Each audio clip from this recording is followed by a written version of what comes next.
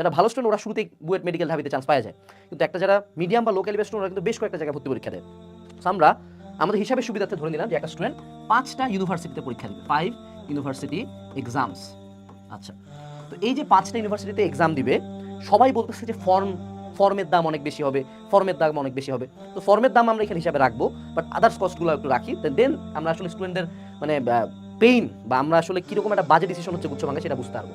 So প্রথমত আমরা ধরে নিলাম যে ফর্ম ফিল আপ, সে গড়ে আমরা ধরে নিই যে প্রতি ভার্সিটির ফর্মে যদিও 1000 টাকার বেশি লাগে, আমাদের হিসাবের সুবিধার্থে আমরা এটা করলাম 1000 × 5। সো ফর্ম ফিল আপে একটা স্টুডেন্টের যাচ্ছে হলো 5000 টাকা। আপনাদের কাছে এটা খুব কম অ্যামাউন্ট মনে হতে পারে, তাও ধরে নিলাম যে না ঠিক আছে 5000 টাকা। এইবার একটা স্টুডেন্ট অবশ্যই সেখানে যাতায়াত করবে পরীক্ষা দিতে, নিঃসন্দেহে ট্রাভেল এক্সপেন্স, তাই না?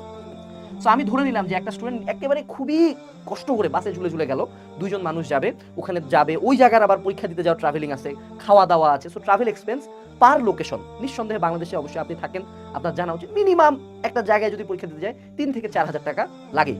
সো আমি কম করে ধরলাম 3500 টাকা, 3.5K। যদি এটা অবশ্যই নিঃসন্দেহে অনেক বেশি হবে, তাও ধরে দিলাম 3500 টাকা। সো আমার 3500 টাকায় হলো আমাদের 3.5 × 5 20 হইলে, আচ্ছা এটা গুণটা পরে করতেছি। দেন আমি আরো খাতগুলো লিখে দিই তারপরে। দেন একটা স্টুডেন্টের নিঃসন্দেহে এগুলার বই কিনতে হবে, যে জায়গায় সে পরীক্ষা দিবে, যেই জায়গায় সে পরীক্ষা দেখ তাকে নিঃসন্দেহে বই তো কিনতেই হবে, তাই না? সো একটা স্টুডেন্ট যখন বই কিনবে তার অবশ্যই পড়াশোনার একটা খরচ আছে, কোর্স কস্ট আছে। তো আমি ধরে নিলাম পার ভার্সিটি সে একটা কোশ্চেন ব্যাংক কিনতেছে, মিনিমাম একটা কোশ্চেন ব্যাংক সবাই কিনে, কোশ্চেন ব্যাংক কিনতেছে আর একটা ছোটখাটো একটা কোর্সে ভর্তি হচ্ছে। সো সেটা সহ পার ভার্সিটি তার মিনিমাম এখানে আরো ধরলে হলো 1500 টাকা কস্ট আছে। সো 1.5 × 5 এগুলা গেল। এখন পর্যন্ত 3টা খাত পাইলাম, তাই না?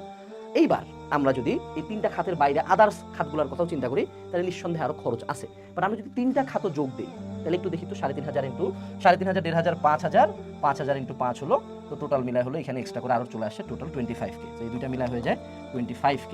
সো এই যে একটা স্টুডেন্ট জাস্ট এক্সাম দেওয়ার জন্য এক্সট্রা করে 30K খরচ করতেছে, বাট বাস্তবতা হলো জীবনে দুনিয়া উল্টে গেল, কোনো স্টুডেন্ট 5টা ভার্সিটির পরীক্ষা 30,000 দিবে না। সো এই নাম্বারটা অ্যাকচুয়ালি 30K না, এই নাম্বারটা 50K মিনিমাম। এটা অ্যাকচুয়ালি একদম মিনিমাম যদি একটা স্টুডেন্ট 5টা জায়গায় পরীক্ষা দেয়।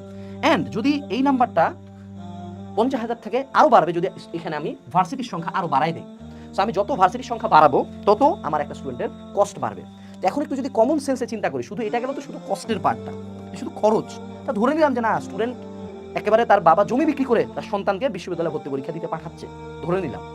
কিন্তু এই যে 5টা জেলায় যে সে যাবে, এই যে তার এই যে একটা যে ট্রাভেল, এই যে কষ্ট করে বিভিন্ন জায়গায় যায় পরীক্ষা দেওয়া, এই ট্রাভেলের পেইনটা কি আমরা জানি যে ভর্তি পরীক্ষার সময় একটা জায়গা থেকে আরেকটা জায়গায় যায়, একটা নতুন জেলাতে যে লাখ লাখ স্টুডেন্টরা যে যায়, কি পরিমাণে হ্যাসেল এবং কি পরিমাণে পেইন হয়, এটা আমার মনে হয় না যে এই সিনেমায় বসে থাকা বোঝা যায়।